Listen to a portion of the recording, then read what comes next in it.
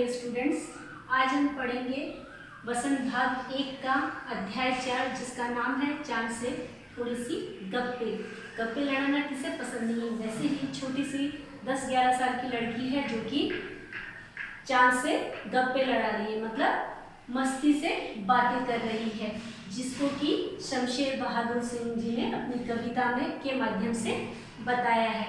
आइए हम आगे पढ़ते हैं कि ये जो लड़की है वो चांद से क्या बातें कर रही है। ये चांद से बातें कर रही है, आप पूरे गोल हैं पर आप थोड़े से तिरछे नजर आते हैं और आपकी ड्रेस क्या है, पूरा आकाश है जिसको आपने पहन के रखा हुआ है, वो तारों से जड़ा हुआ है।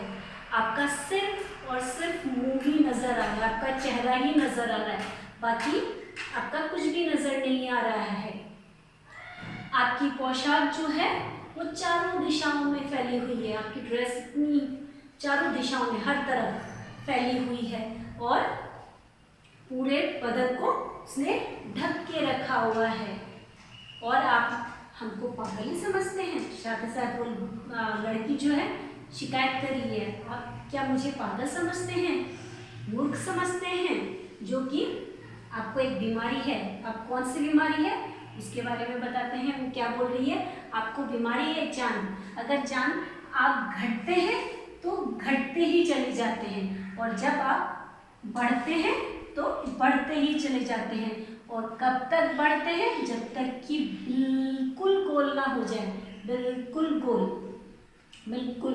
इसमें कवि ने बिल्कुल को बहुत प्रेस करने के लिए, मतलब इसमें ज़्यादा इम्फेसिस पुट करने के लिए बिल्कुल को अलग अलग लिखा है, बी ल उ ल, है ना। तो जब किसी चीज में ज़्यादा इम्फेसिस पुट करना होता है तो कवि इस तरह से भी कविता में शब्दों का प्रयोग करते हैं, ठीक है ना। तो वो लड़की बोल रही है कि आप तब तक बढ़ते जाते हैं जब तक कि आपका पूरा गोल नहीं हो जाता है, और ये बीमारी आपकी कभी खत्म होने का नाम ही नहीं लेती है। तो ये कौन सी बीमारी है हम सभी जानते हैं, और इस कविता में तो यही लिखा हुआ है, बट इस कविता का भावार्थ क्या है। एक्चुअल में सभी बहुत से कवियों ने चांद के ऊपर बहुत सारी कविताएं लिखी है, सबका लिखने का अलग अलग तरीका होता है। उसी तरह से शमशेर बहादुर जी ने भी अपनी इस कविता में चांद के बारे में लिखा है और उसकी कलाओं के बारे में बताया है। उनको क्या बीमारी है, जब घटते हैं तो घटते ही चले जाते हैं, और जब बढ़ते हैं तब बढ़ते ही चले जाते हैं, जब तक कि पूरे गोल ना हो जाए।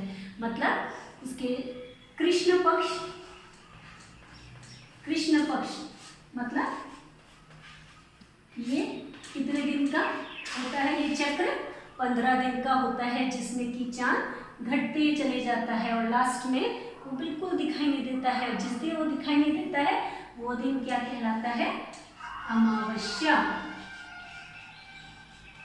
बोलते हैं ना अमावस्या का दिन है आज। तो अमावस्या कौन सा दिन होता है, जिस दिन चांद दिखाई नहीं देता है, और जब पूरा चांद दिखाई देता है पूरा गोल, वो दिन कौन सा होता है, पूर्णिमा का दिन, ठीक है।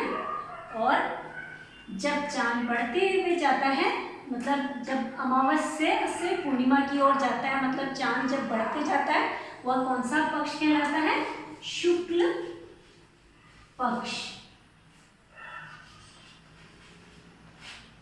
ठीक है।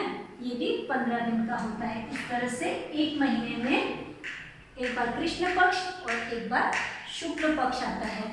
और ये कवि जो हमारे हैं शमशेर सिंह जी, ये कविताओं के साथ साथ इन्होंने डायरियाँ भी लिखी है और उर्दू और हिंदी के शब्दकोश का भी इन्होंने संपादन किया है।